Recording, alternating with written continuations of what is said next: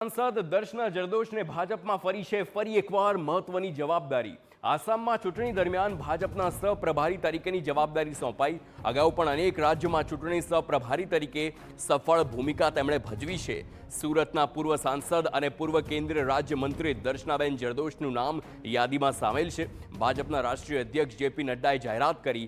આસામ વિધાનસભા ચૂંટણી માટે ભાજપના પ્રભારી અને સહપ્રભારીની યાદી જાહેર થઈ છે।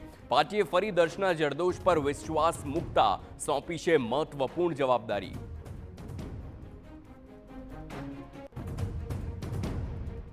મને યાદ છે કે વરુણાચલ અને આસામ એટલે ગુવાહાટીની વચ્ચેની વંદે ભારત ત્યાં શરૂ કરી હતી અને એ વિઝન સાથેની, એટલે ખૂબ વિકાસના કામો થયા છે।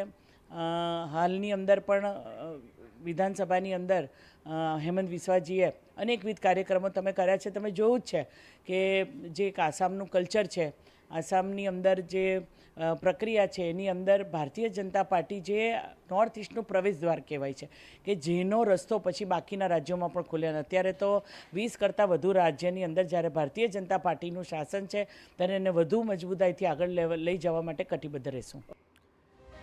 તો એક તરફ